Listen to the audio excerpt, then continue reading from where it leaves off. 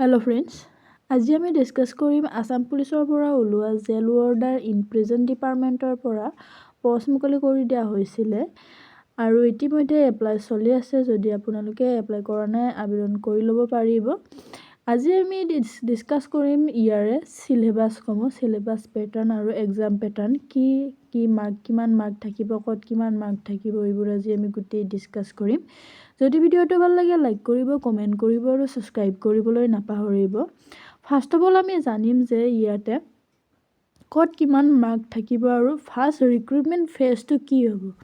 ইয়াতে jail order in prison department পোষ্টত first of all আপোনালোকৰ হ'ব PET and PST, তাৰ পিছত আপোনালোকৰ হ'ব ইয়াৰে ৰিটেন টেষ্ট, তাৰ পিছত ভাইভা পোষ্ট হ'ব। এইবোৰ আমি সম্পূৰ্ণ চাম যে কিমান কত মাৰ্ক আছে আৰু কিমান কত আপোনালোকে কি কৰিব লাগিব, এইবোৰ আজি আমি গোটেই চাম। ইয়াতে চাব পাৰে ৰিক্ৰুটমেন্ট আপোনালোকে ফাৰ্স্ট PET কোৱালিফাই কৰিব লাগিব, তাৰ পিছত ফিজিক্যাল আপোনালোকক চোৱা হ'ব, তাৰ পিছত আপোনালোকৰ ৰিটেন টেষ্ট হ'ব, অৰেল ভাইভা হ'ব। এতিয়া আমি চাম ফিজিক্যাল এফিচিয়েন্সি টেষ্ট PET আৰু PST ত কিমান মাৰ্ক থাকিব, তাৰ পিছত আমি ৰিটেন টেষ্টটো চাম। PET ত আপোনালোকৰ 40 মাৰ্কস থাকিব, মেলৰ একে সেম। PET ত আপোনালোকৰ লং জাম্পত থাকিব 20 মাৰ্কস এন্ড ইয়াতে ৰানিংত থাকিব আপোনাৰ 20 মাৰ্কস। এই 40 মাৰ্কস আপোনালোকৰ PET ত থাকিব। PST ত আপোনালোকৰ একো মাৰ্ক নাথাকে, আপোনালোকৰ এটো কোৱালিফাইং নেচাৰ হ'ব। আপোনালোকে PST পাস কৰিলেহে ৰিটেন টেষ্টৰ কাৰণে কোৱালিফাই কৰিব। এতিয়া আমি চাম ৰিটেন টেষ্টত আপোনালোকৰ কি কোৱেশ্চনছ আহিব আৰু কিমান মাৰ্কৰ এক্সাম হ'ব।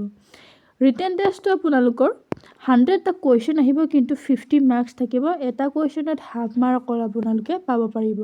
100 মাৰ্কস আপোনালোকৰ 100টা কোৱেশ্চনছ আহিব, 50 মাৰ্কস হ'ব আপোনালোকৰ। তাৰ পিছত আপোনালোকৰ ইয়াতে চাব পাৰে কি সাবজেক্ট কভাৰ কৰা হ'ব, আপোনালোকে কি পঢ়িব লাগিব। ইয়াতে ৰিটেন টেষ্টৰ অকল 9-10 ৰ পঢ়িলে আপোনালোকে পাস কৰিব পাৰিব, কাৰণ ইয়াতে কোৱেশ্চন কোৱা হৈছে যে questions will be the level of class 9 and 10th ৰ কোৱেশ্চনছ আহিব।